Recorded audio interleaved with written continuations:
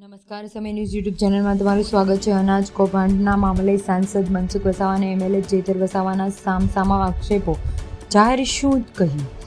નર્મદા જિલ્લામાં 3 લાખની કિંમતે સરકારી અનાજ સગેવગે કરવાનું કૌભાંડ ઝડપાયું હતું, ત્યારે કોંગ્રેસ અને આમ આદમી પાર્ટીના હોદ્દેદારો આગેવાનોના નામ સામે આવ્યા હતા. આ સમગ્ર કૌભાંડમાં 8 લોકો સામે ગુનો નોંધવામાં આવ્યો છે. હવે આ મામલો રાજકારણમાં ગરમાયું છે. ભરૂચના સાંસદ વસાવા અને દેડિયાપાડાના આપના એમએલએ જેતર વસાવાને સામસામે આક્ષેપો કર્યા છે. જેતર વસાવાની ફરજના કૌભાંડમાં ઝડપાયા મનસુખ વસાવા. મનસુખ વસાવાએ કહ્યું કે આપના ધારાસભ્ય જેતર વસાવાના પથ્થર ઉડીને વાતો કરે છે. અનાજ કૌભાંડમાં તેમની સાથે ફરનારાઓ જ નામ બહાર આવ્યા છે. આમ આદમી પાર્ટી અને કોંગ્રેસના લાખો રૂપિયાનો કૌભાંડ કર્યો છે અને આ કૌભાંડ પણ ઘણા સમયથી ચાલુ હશે. આ હાલ પકડાયું છે. આમ આદમી પાર્ટીના કોંગ્રેસના નેતા હાથીના દાંત જેવું છે.